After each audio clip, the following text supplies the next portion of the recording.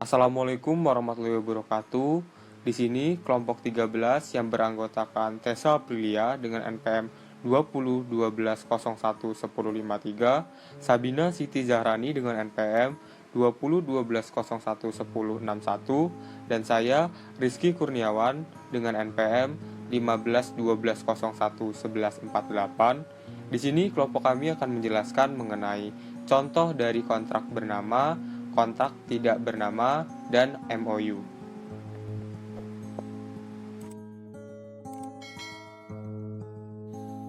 Berdasarkan ketentuan pasal 13-19 Kitab Undang-Undang Perdata, kontrak dibedakan menjadi dua, yaitu kontrak bernama atau nominat dan kontrak tidak bernama atau innominat.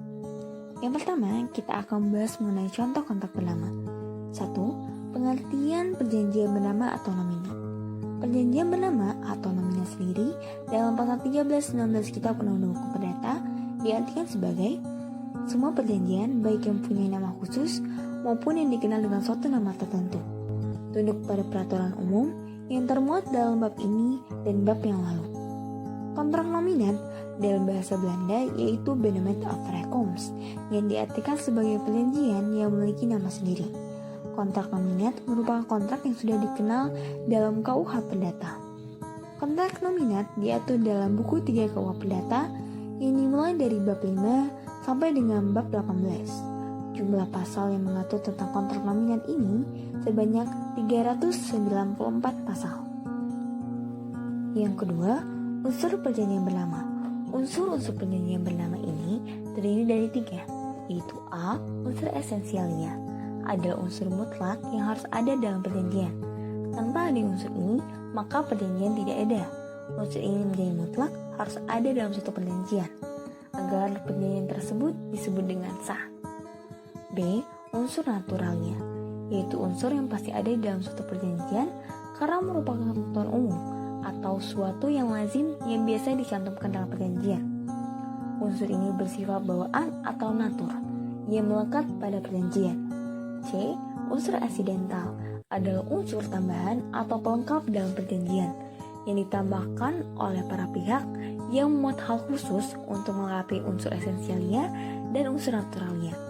Jadi, unsur ini hanya unsur tambahan jika kedua belah pihak ingin menambahkan ketentuan lain dalam perjanjian. Contohnya, tempat penyerahan barang saat terjadinya transaksi jual beli. Yang ketiga, yaitu syarat sahnya perjanjian. Syarat sahnya perjanjian sesuai dengan pasal 1320 KUH Perdata, yaitu yang pertama adanya kesepakatan, yang artinya kedua belah pihak ini sepakat untuk mengikatkan diri tanpa ada kekhilafan, paksaan, ataupun penipuan. Yang kedua, adanya kecakapan hukum.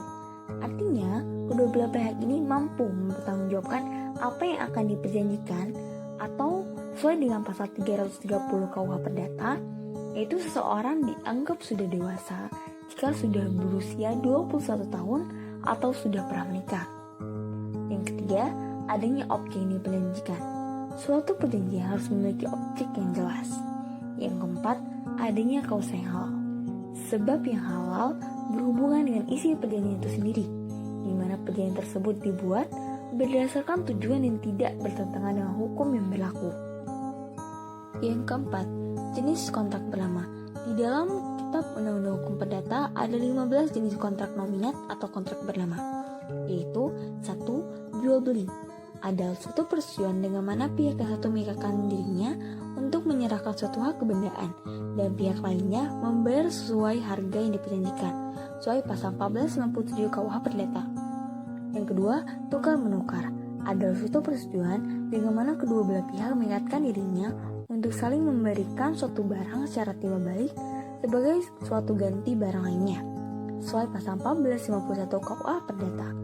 3. Sewa menyewa adalah suatu persetujuan dengan mana pihak yang satu mengingatkan dirinya untuk memberikan kenikmatan suatu barang kepada pihak lain selama waktu tertentu dengan pembayaran suatu harga yang disanggupi oleh pihak yang terakhir sesuai pasal 1548 KUH Perdata. 4. Perjanjian melakukan pekerjaan adalah suatu perjanjian di mana pihak satu atau buruh atau pekerja mengingatkan dirinya untuk di bawah perintah pihak lain atau si majikan untuk suatu waktu tertentu dengan melakukan pekerjaan dengan menerima upah sesuai dengan pasal 1601 huruf A KUH Perdata. 5. Persekutuan perdata adalah persetujuan dengan mana kedua orang atau lebih mengingatkan dirinya untuk memasukkan suatu dalam persekutuan dengan maksud membagi keuntungan karenanya sesuai pasal 16-18 KUH Perdata. 6. Badan hukum adalah himpunan dari orang sebagai perkumpulan, baik perkumpulan itu diadakan atau diakui oleh pejabat umum maupun perkumpulan itu diterima sebagai diperolehkan atau telah didirikan untuk maksud tertentu yang tidak bertentangan dengan undang-undang dan kesusilaan baik sesuai dengan pasal 1653 KUH Perdata. 7. Hibah. Penghibahan adalah suatu persetujuan dengan mana seorang penghibah menyerahkan suatu barang secara cuma-cuma tanpa dapat menariknya kembali untuk kepentingan seseorang yang menerima barang itu sesuai dengan pasal 1666 ayat 1 KUH Perdata. Kedelapan, penitipan barang. Penitipan barang terjadi apabila seseorang menerima suatu barang dari orang lain dengan syarat bahwa ia akan menyimpan dan membalikannya dalam wujud asalnya sesuai dengan pasal 1694 KUH Perdata. 9. Pinjam pakai adalah suatu persetujuan di mana pihak yang satu memberikan suatu barang kepada pihak lain untuk dipakai secara cuma-cuma dengan syarat bahwa menerima barang ini setelah memakainya atau setelah lewat waktu tertentu akan membalikannya sesuai dengan pasal 1740 KUH Perdata. 10. Pinjam meminjam yang dipakai habis adalah suatu perjanjian yang menentukan pihak pertama menyerahkan sejumlah uang yang dapat habis terpakai kepada pihak kedua dengan syarat bahwa pihak kedua tersebut akan membalikan barang sejenis kepada pihak lain dalam jumlah dan keadaan yang sama sesuai dengan pasal 1754 KUH Perdata. 11. Pemberian kuasa adalah suatu perjanjian yang berisikan pemberian kuasa kepada orang lain yang menerimanya untuk melaksanakan suatu atas nama orang yang memberi kuasa sesuai dengan pasal 1792 KUH Perdata.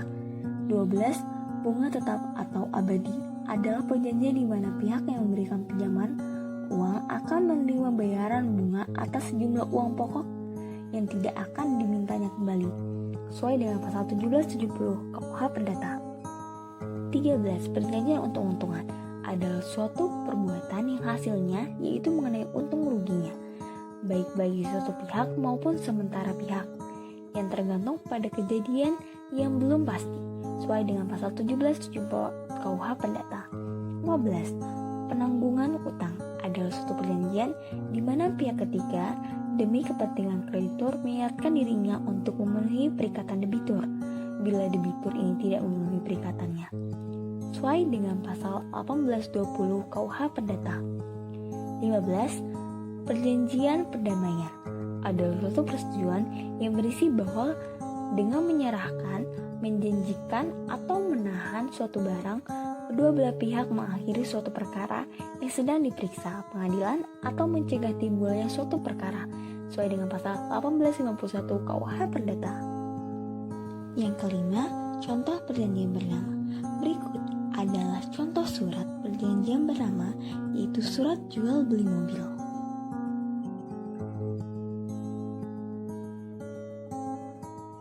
Yang kedua, contoh kontrak tidak bernama. Definisi perjanjian inominat atau kontrak tidak bernama yang mana dikemukakan oleh I. Ketut Oka Setiawan merupakan perjanjian yang dalam kehidupan sehari-hari mempunyai sebutan atau nama tertentu yang tidak diatur di dalam undang-undang.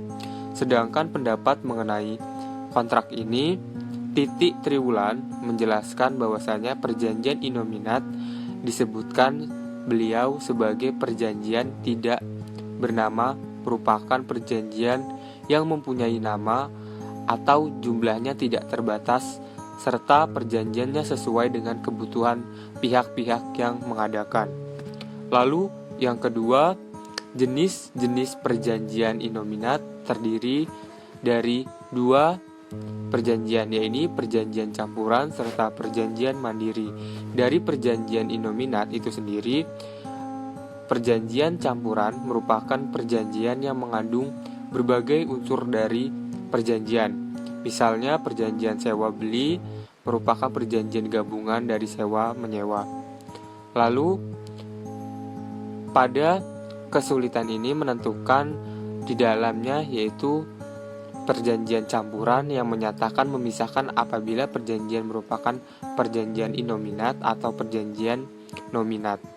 Dalam hal ini dikarenakan pada realitanya ada perjanjian campuran mengandung beberapa unsur yang sulit diklasifikasikan.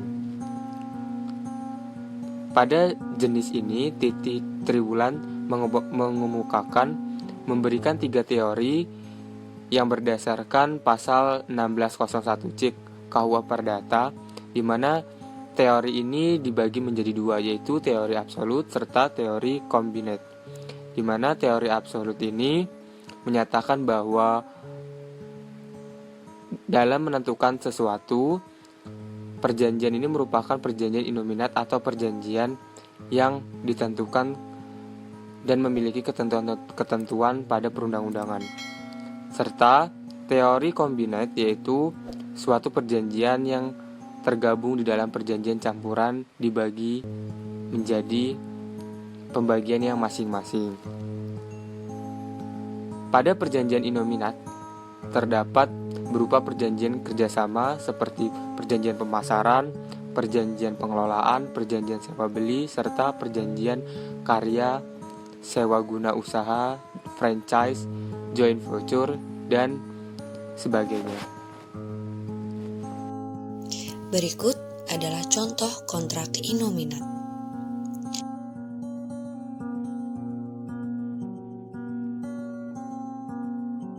Kemudian yang ketiga, contoh MOU.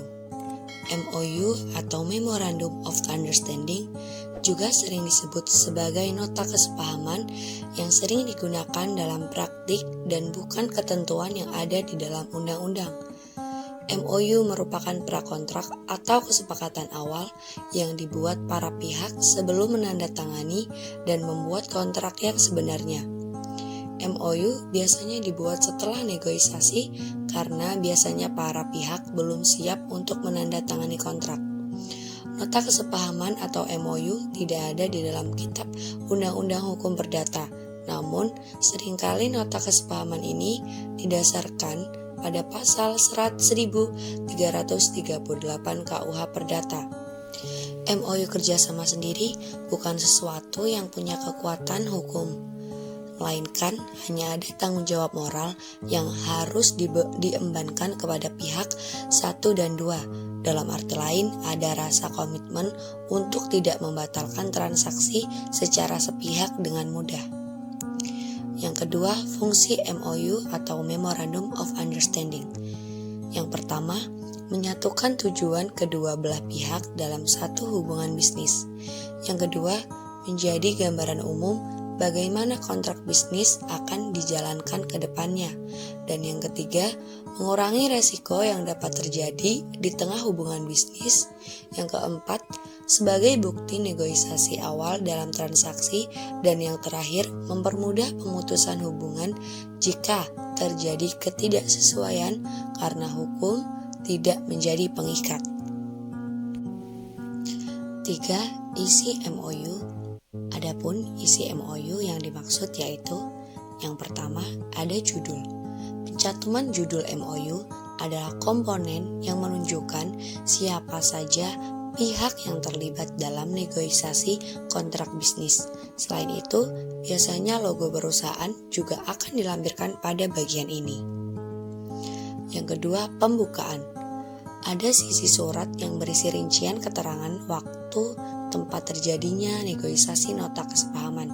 Selain itu, ada keterangan identitas para pihak serta uraian singkat tentang pokok pikiran terjadinya kesepakatan. Yang ketiga merupakan perihal MOU. Adalah bagian yang terpenting dalam dokumen ini, karena pada umumnya substansi akan mencakup tujuan dibuatnya MOU, ruang lingkup kontrak bisnis, ketentuan wewenang dan kehendak masing-masing pihak, periode perjanjian, dan ketentuan penting lainnya yang perlu dilampirkan. Yang keempat, ada macam-macam MOU. Perlu diketahui bahwa MOU ini terbagi menjadi dua jenis menurut negara dan kehendak para pihak. MOU menurut negara adalah nota kesepahaman yang dibuat antara negara satu dengan yang lainnya. Sedangkan MOU menurut negara yang membuatnya itu terbagi lagi menjadi dua jenis. Berikut adalah dua jenis MOU menurut negara yang membuatnya. Yang pertama, MOU bersifat nasional adalah MOU di mana kedua belah pihak merupakan warga negara atau berbadan hukum Indonesia. Misalnya, seperti MOU yang dibuat antara Badan Hukum Indonesia dengan Badan Hukum Indonesia yang lainnya atau antara PT dan juga pemerintah daerah. Dan yang kedua, ada MOU yang bersifat internasional, yakni MOU yang dibuat oleh pemerintah Indonesia dengan pemerintah negara asing, atau bisa juga antara Badan Hukum Indonesia dengan Badan Hukum negara asing. Berikut adalah contoh MOU.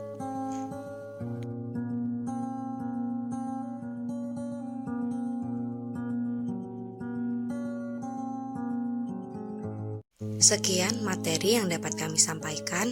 Apabila ada salah kata kami mohon maaf. Semoga ilmunya dapat bermanfaat bagi teman-teman yang mendengarkannya. Terima kasih.